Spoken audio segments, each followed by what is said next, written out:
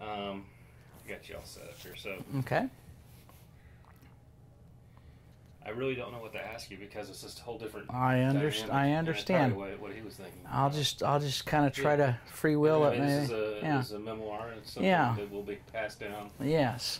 So. Yes. Well, you know, I'm so proud of each of you three kids, and you know, it's just it's hard to believe it's been 10 years since your mother passed. I think you guys all know she was a wonderful woman. She was loved by many people. I think you guys also know too that, you know, your mother and I had our ups and our downs, as every marriage does. You know, we met in 1975. I was a freshman in college. She was a junior, so she was a couple years older than me. And I immediately liked her. She was warm. She was caring. She was, she just loved the Lord. She loved life. She loved other people. Many of the people that you guys will hear from on this tape were touched in so many ways by her. She was just a simple woman with a simple faith, and you know, didn't know a stranger. She was just so kind to so many people. And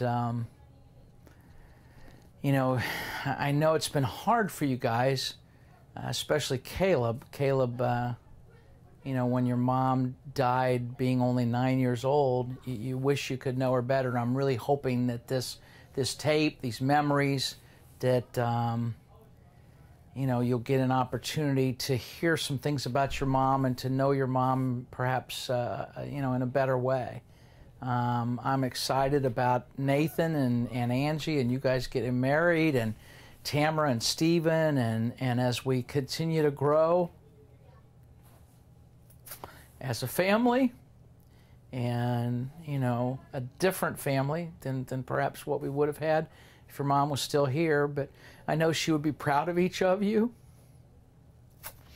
And I think that's the hard things many times is that, you know, as you guys have played sports and, you know, senior nights and graduations and you know, Caleb, you and your music and your concerts and Nathan making the films you've made and all the things you've done, she'd be so proud of each of you, and she would just love being a part of your lives and seeing, you know, what fine young men and what a fine woman you are, Tamara. You know, there's so many memories about your mom. You know, obviously, it's hard to kind of pick a few here and there. You know, we loved Tennessee. You know, we invited so many of our friends, so many families down there, all these people that we helped teach how to water ski, and you know, we just loved playing on the lake and riding the boats. Your mom loved Tennessee. She loved nature, you know. I think you guys all remember the year our church had a tennis tournament. And your mom was in the finals, believe it or not. Your mom was actually a pretty good athlete. She was in the finals against Arden Meyer. And your mom got this blister on her hand, and she went over to the fence. There was some kind of ribbon tied around this fence, and she wrapped it around her finger, and she tried really, really hard to hang in there. But I think Arden beat her at the end. It was a really close match, but your mom loved playing tennis. She liked riding horses, you know, similar to you, Tamara. I know you're you know, you're like her, that you enjoy that. Our Western vacations, you know, the vacation that we took through Yellowstone and the Tetons and the Badlands and through Zion and all of those parks. It was just a wonderful, wonderful time. You know, obviously, you know, the hard part for Mom of leaving, she knew where she was going. She trusted totally in her Savior. She trusted totally in Jesus Christ. And there was never a doubt in her mind that she would be with him, but she knew the hard part was leaving you guys. She didn't want to leave you guys, but for whatever reason, you know, it was God's time.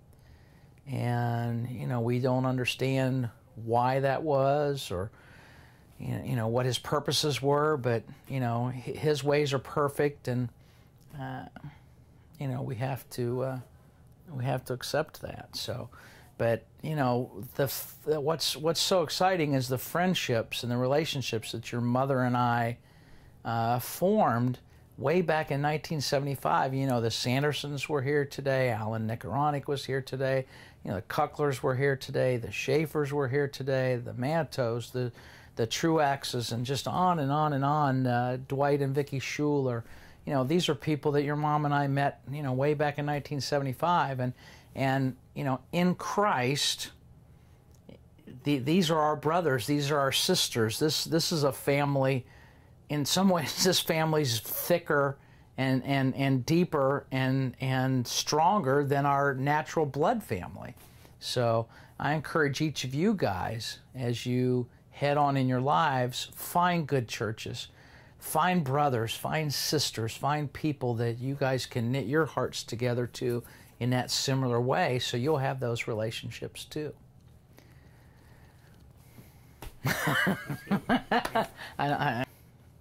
You know, you guys have heard some of the stories I've told. You know, one of the first dates I took your mom to a football game, a Bowling Green State University football game. I was all excited. I think the Falcons were playing well that year.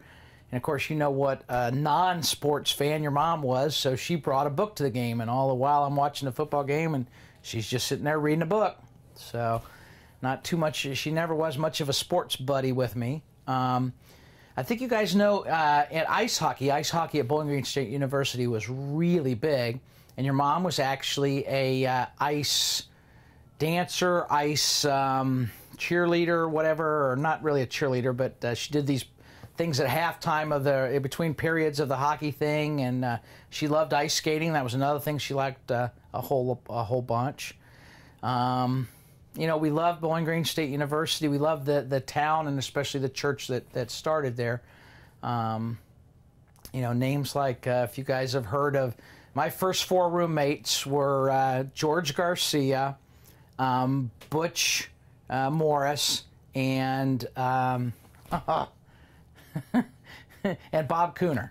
And your mom's roommates were Pat Easterly, Mrs. Hoon, Mary Jane Shell, and Paige Dally. And I would go over to their house all the time. These girls would make dinner for themselves, and I would kind of horn in on it and eat dinner with them. So your mom actually graduated while I was still in school. We had one more year to go until we got married. And then when we got married, she already had a job, and I had a semester or a year of school to do yet. So we got married kind of like Tamara, what you're doing, you know, how you're getting married and you still have student teaching and whatnot. So we lived in a little apartment. It was an upstairs apartment. We lived on top of the Raffertys, who were 2 friends of ours. We lived at 156 and a half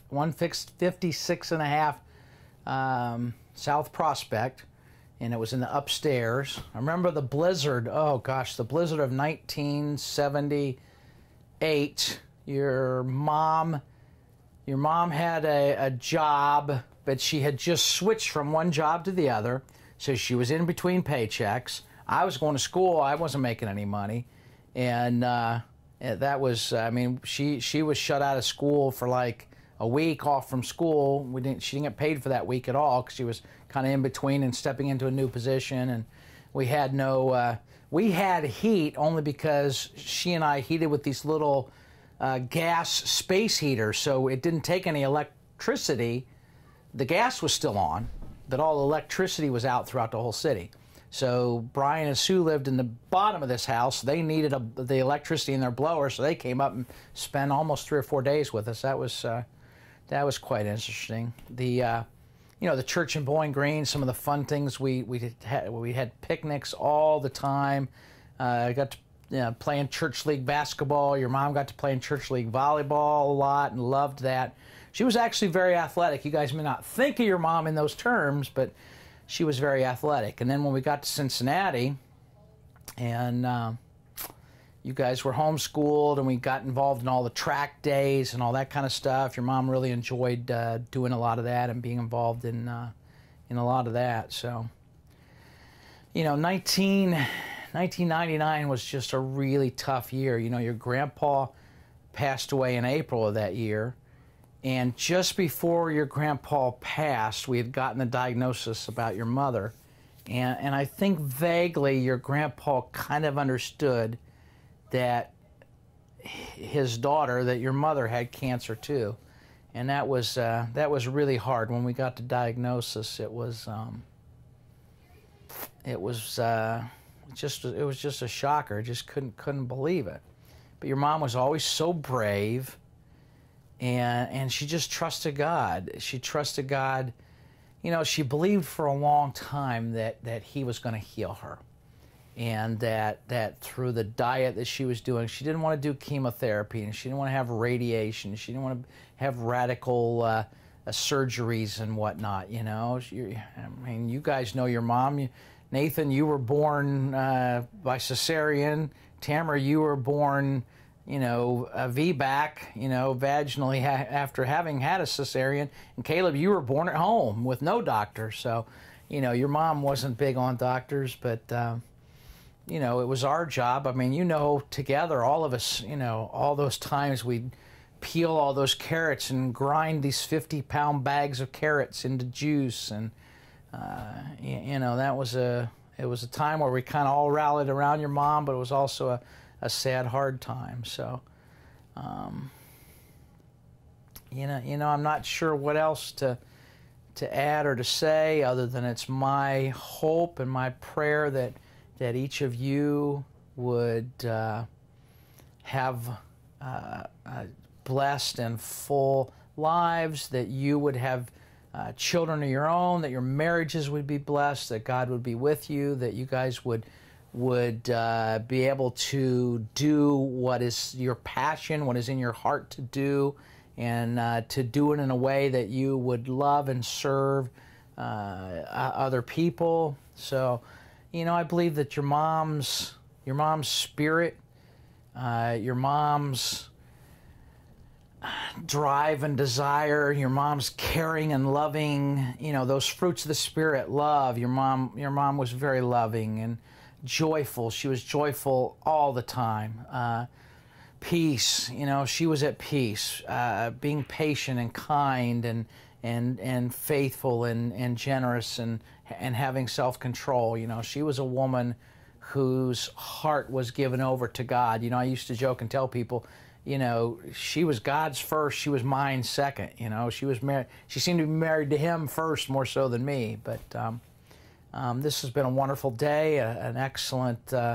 I'm so happy that all our friends came and shared their hearts with you all. And my hope and prayer is that this CD, this tape, is a tremendous blessing to each of you. So.